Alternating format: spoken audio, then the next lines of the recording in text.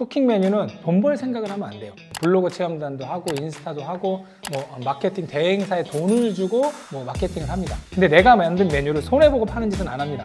근데 내가 만든 메뉴를 손해보고 팔아버리면 사람들이 관심을 갖게 돼요.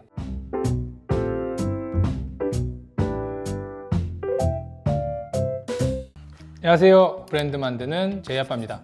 오늘은 외식업 하시는 분들의 가장 큰 고민 중에 하나인 시그니처 메뉴 만드는 방법에 대해서 이야기를 해보도록 하겠습니다. 시그니처 메뉴는 매출에서 차지하는 비중이 어느 정도 될까요? 거의 대부분이 시그니처 메뉴에서 마진을 뽑아야 된다고 저는 강조를 하는 입장이에요. 왜냐면 시그니처 메뉴라는 건 그 매장에 갔을 때 그 매장밖에 없는 그 매장을 상징하는 메뉴여야 되거든요. 그 메뉴를 많이 팔고 그 메뉴가 많이 알려져야 내 매장의 브랜드가 확장이 되는데, 근데 거기에서 마진이 안 남으면 많이 팔려도 솔직히 별로 의미가 없거든요. 그래서 시그니처 메뉴가 매장 매출에 그리고 매장 마진의 거의 대부분을 차지해야 된다고 저는 얘기를 하는 편입니다.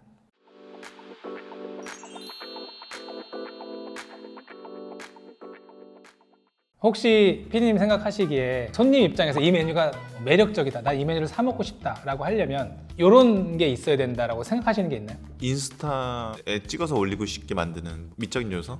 이런 답변들이 많이 나와요. 이 메뉴가 고객한테 매력적으로 보이려면 일단 맛이 있어야 되고 가성비도 있어야 되고, 그리고 말씀하신 비주얼, 컨셉 이런 이야기들 많이 하세요. 근데 잘 보면 우리 지역이든 혹은 다른 데 전국적으로 보면 굉장히 맛이 있는데 매출이 안 나오는 데들이 수두룩합니다. 그리고 비주얼이 좋은데 가성비가 엄청나게 좋은데 매출이 안 나오는 데들이 수두룩합니다. 예를 들어서 제주도에 갔는데 제주도의 특산물로 만들었는데도 제주도에서 매출 안 나오는 데들 수두룩해요.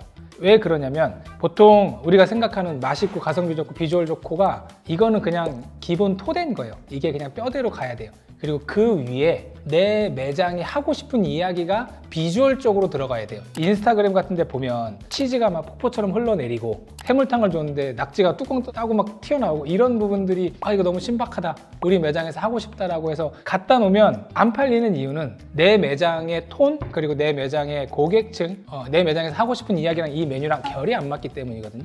그런 결을 맞추는 작업들을 해야 돼요. 그리고 제가 강의할 때 거의 2시간에 거쳐서 이 얘기들 하는 경우들이 있습니다.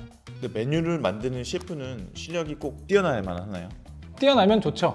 뛰어나면 좋은데 메뉴를 짤 때 저는 메뉴를 구분을 하거든요. 일단 시그니처 메뉴랑 쿠킹 메뉴를 구분을 해요. 장사를 하시는 분들이 우리 메뉴가 비주얼적으로 좋아야 된다고 하면서 시그니처 메뉴랑 쿠킹 메뉴를 섞어버립니다. 그럼 이게 되게 애매하게 되거든요. 쿠킹 메뉴의 예를 들어드리면 예전에 태국의 리얼 치즈버거라고 판매를 잠깐 한 적이 있어서 버거킹에서 빵 2개에다가 아무것도 안 넣고 치즈만 20장을 넣습니다. 이게 겁나 느끼하잖아요. 그리고 이걸 보고 이게 너무 맛있겠다라고 생각을 아무도 안 합니다. 근데 그게 온라인에서 굉장히 이슈가 됐어요. 태국 버거킹 본사에서는 이걸 왜 만들었냐, 사람들이 이걸 가지고 버거킹에 대해서 얘기하고 온라인으로 퍼나르기 위함 때문에 그런 목적으로 만든 거예요. 근데 쿠킹 메뉴는 그래야 돼요. 쿠킹 메뉴는 돈 벌 생각을 하면 안 돼요. 비주얼적으로 어떤 것들이 뛰어나서 사람들이 이거 뭐야, 이거 병맛이야 이러면서라도 얘기할 수 있게끔 만들어야 돼요. 근데 보통 쿠킹 메뉴라고 사람들이 얘기를 하고 비주얼적으로 요소들을 막 집어넣다 보면 비싸집니다, 대부분. 그럼 이거를 판매가를 설정하면 엄청 화려해도 비싸면 사람들이 안 먹을 거잖아요. 그래서 제가 쿠킹 메뉴를 만들 때는 재료비보다 낮게 만들거나 재료비랑 똑같이 하나도 안 남게 만듭니다. 왜냐하면 사람들이 봤을 때 우와, 이 메뉴인데 이 가격이야? 이래야지 쿠킹 메뉴가 되는 거거든요. 근데 보통은 이제 그걸 못 하시죠. 왜냐하면 내가 여기에 들어간 게 5,000원인데 10,000원은 받아야지 아무리 못해도. 근데 손님이 느끼기엔 이건 메리트가 없는 거예요. 저는 5,000원짜리 메뉴가 있으면 4,000원에 팝니다. 그러면 사람들이 우와 하고 그걸 보고 우리 매장에 들어온 다음에 시그니처 메뉴로 넘어가서 시그니처 메뉴를 돈 주고 사 먹어야 우리 매장이 해피하게 된 거예요.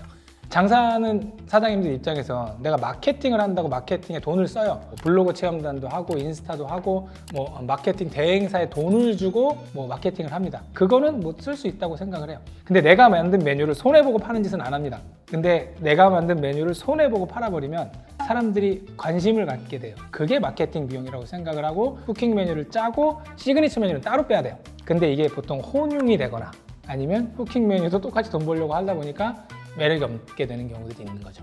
뛰어난 셰프 없이도 일정한 퀄리티를 만들어내는 방법이 있을까요? 이것도 카테고리마다 다릅니다. 예를 들어서 뭐 불고기를 판다든지 제육볶음을 판다든지 우리에게 친숙한 메뉴 같은 것들은 이미 시중에서 전문점이랑 거의 똑같거나 더 좋은 소스들이 다 판매를 하고 있어요. 예전에야 시제품 같은 것들이 퀄리티가 떨어진다고 생각하고 수제로 만들긴 했지만 속된 말로 밥만 먹고 그것만 만드는 사람들이 연구해서 만드는 거라서 내가 만드는 것보다 맛있을 확률이 커요. 그래서 그런 걸 사다가 조금 좋은 퀄리티의 원물을 가지고 섞어서 만드는 건 얼마든지 유지할 수 있습니다. 일정한 퀄리티의 기준이 얼만큼인지가 중요하죠. 우리가 그런 얘기 하잖아요. 백종원 대표도 그렇고 장사 잘하시는 분들은 뭐 전체적인 장사의 측면에서 봤을 때 음식의 퀄리티나 맛이 차지하는 비율이 뭐 30% 내외다 라고 얘기들을 많이 하는데, 근데 이제 착각하는 건 내가 그 30% 안에 들어간다고 생각하는 경우들이 많죠. 정말 많은 수의 음식점들은 수준 이하인 경우들이 많아요. 그 부분에 대해서 일정 이상의 퀄리티를 유지할 수는 있지만 그 평가가 내 주관적이 돼서는 안 돼요. 고객 입장에서 여기는 그래도 기본 빵은 한다, 기본은 한다 정도를 맞출 필요는 있죠. 그게 못 맞추면 그건 사업을 하면 안 되는 거라고 저는 생각을 합니다. 셰프 나가면 요식업하기 너무 힘들더라 이런 얘기가 많더라고요. 중요하긴 합니다. 중요하긴 한데 제가 이제 셰프를 오래 해봐서 말씀을 드릴 수 있는 건 셰프를 오래 하고 음식을 오래 하다 보면 음식에 너무 매몰될 수가 있어요. 그래서 결국에는 비즈니스고 돈을 벌어야 되고 대중의 마음을 얻어야 되고 대중에 필요한 걸 채워줘야 되는데 대중이 이제는 맛있는 음식 하나 가지고 만족할 수 있는 시대는 아니라는 거죠. 여러 가지 부분들의 만족이 돼야 이 매장이 맛있는 음식이고 이 매장이 맛집이다라고 느끼는데 그게 이제 셰프분들은 음식은 잘하시지만 그 외 부분들을 놓치는 경우들이 많습니다. 그래서 그런 부분에서 음식이 30이라는 거지 뭐 음식이 맛없거나 이러면 안 되죠. 시그니처 메뉴를 개발하고 싶다면 어떻게 시작해야 될까요? 일단은 이것도 그냥 본질적인 건 똑같은 거예요. 내 매장의 주 고객층이 어떤 사람인지를 파악하고 이 사람들이 뭘 좋아하는지를 파악하는 게 되게 중요해요. 이제 예를 좀 들어드리면 맥도날드 하면은 시그니처 메뉴는 빅맥이잖아요. 근데 빅맥이 엄청 맛있지는 않아요. 엄청 그렇다 가성비가 좋은 것도 아니고 비주얼이 엄청 좋지도 않아요. 빅맥이 처음에 탄생한 이유 자체가 몸 쓰는 사람들이 점심 먹을 때 햄버거가 너무 작다라는 컴플레인에서 시작을 한 거였거든요. 근데 그렇다고 햄버거 2개 사 먹기는 돈이 아깝고 패티만 2개 넣어주면 그냥 더블버거고 그래서 중간에 빵 하나 더 껴준 거에서 시작을 한 거예요. 이게 그렇게 엄청나게 맛있거나 그렇지 않고 결국엔 우리 매장에 오는 사람들이 뭐가 제일 필요할지를 고민한 걸 메뉴에 녹인 거거든요. 근데 이런 경우들이 생각보다 많아요. BBQ 황금 올리브 치킨도 제일 많이 나가는 건데 그것도 마찬가지로 2000년대 초반에 사람들이 트랜스 지방 몸에 안 좋다 이거 먹으면 살찐다 그러면서 햄버거, 피자, 치킨 이런 거 먹지 말자고 해서 매출 다 떨어졌는데 그럼 우리는 좋은 기름을 쓰자 라고 생각을 해서 이 프라이드 치킨 모양이 바뀐 건 아니잖아요. 조리법이 바뀐 것도 아니고 소스가 바뀐 것도 아니에요. 그냥 사람들이 좋아할 만한 올리브 오일이 첨가된 기름으로 치킨을 튀겨서 이거 몸에 좋은 거다 라고 얘기를 한 거잖아요. 아마 제 영상을 보시는 분들은 대부분 본인이 하고 계시는 음식은 잘하실 거라는 전제 하에 이 사람들이 정말 이거를 원하는 게 맞나? 내가 맛있게 만드는 거 말고 이 사람들이 더 필요한 건 없나? 라는 걸 생각해서 여기다 껴주면 되는 거예요. 잘된 케이스들이 있으실까요? 많습니다. 많은데 근데 이제 그런 건 있어요. 저한테 시그니처 메뉴 만들어 주세요라고 의뢰를 하지만 막상 가면 시그니처 메뉴가 문제가 아닌 경우들이 태반입니다.